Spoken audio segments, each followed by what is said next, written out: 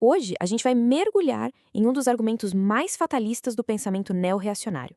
A ideia, basicamente, é que a política, do jeito que a gente conhece, talvez seja completamente impotente diante de forças muito, mas muito maiores.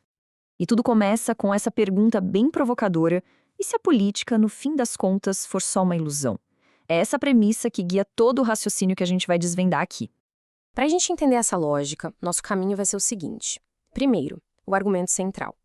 Depois, as três realidades que sustentam essa ideia. Aí a gente vê a consequência disso, a bifurcação de pensamento que isso causa e, por fim, quem é a figura do tal forasteiro supremo. Beleza, vamos lá. A primeira parte é sobre o argumento fundamental. A base de tudo é que existem forças tão profundas, tão enraizadas, que a política simplesmente não consegue nem entender, muito menos derrotar.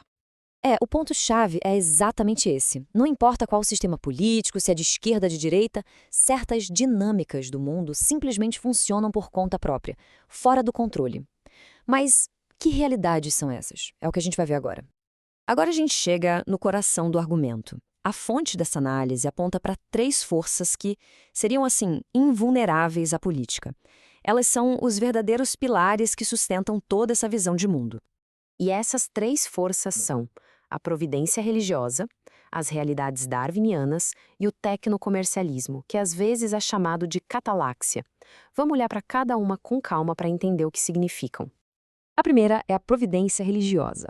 A ideia aqui é que a história não é feita por decisões humanas, sabe? Tem uma força maior guiando tudo por trás dos panos. Nesse cenário, a política vira só um teatrinho de marionetes. E o medo do declínio do mundo, da crise, perde um pouco a força, porque o que importa mesmo está acontecendo em outro plano. Em segundo lugar, vem as realidades darwinianas. A lógica aqui é bem direta. Existem certas verdades da biologia que não dá para mudar com uma lei ou com um decreto. Segundo o texto, tentar lutar contra elas só gera o que eles chamam de resultados perversos, ou seja, o tiro sai pela culatra e sabota o plano político original. E o terceiro pilar é o tecnocomercialismo. Basicamente, a gente está falando da dinâmica do mercado, da competição tecnológica, do capitalismo. O argumento é: você pode até criticar, estigmatizar, mas não dá para desinventar o capitalismo. Simplesmente não tem como baixar um decreto e proibir o mercado de existir. Certo. Então, se a gente aceita que essas três forças são incontroláveis, qual é a consequência lógica? Bom, é o que vamos ver agora. Um profundo pessimismo, um desespero mesmo, em relação a qualquer projeto político. E essa citação resume tudo perfeitamente. A ideia de que a própria fé na política é uma ilusão teimosa e que insistir nela só pode levar a humanidade para a catástrofe. É uma visão bem pesada, né?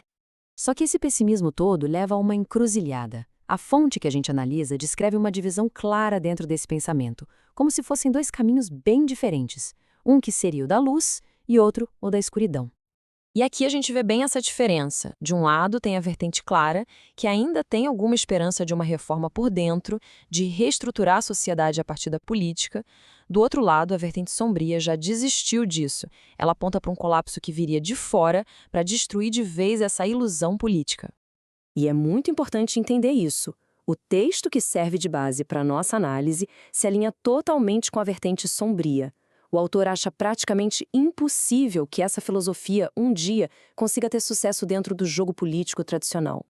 E isso nos leva à nossa última parte, que é o ápice de todo esse raciocínio. É o conceito de tecnocomercialismo sombrio, que seria o agente final que provocaria toda essa transformação. Mas o que é esse tal de tecnocomercialismo sombrio? É a crença de que o capitalismo não precisa da política para nada.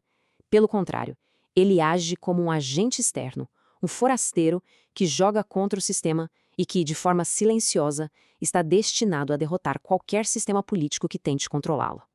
E o processo previsto seria mais ou menos assim. Primeiro, acontece uma singularidade de direita, meio por debaixo dos panos. Depois, as estruturas políticas que existem para proteger as pessoas, o chamado sistema de segurança humana, são simplesmente derrotadas por essa força que vem de fora. E aí, no fim, fica claro que qualquer esperança de controlar a história pela política era inútil. A conclusão é total. Nessa visão, toda a filosofia política, e isso inclui a própria neo-reação, não passa dos espasmos de morte de uma presa que está sendo devorada. E o predador final? O próprio capitalismo. E a gente termina com essa citação que é bem provocadora. A ideia de que a nossa teimosia como espécie, a nossa estupidez, tem consequências e que talvez essas consequências, por mais assustadoras que pareçam, não sejam, no fim das contas, desinteressantes. Fica aí a reflexão sobre o futuro da política e sobre quais são as forças que talvez estejam realmente moldando nosso destino.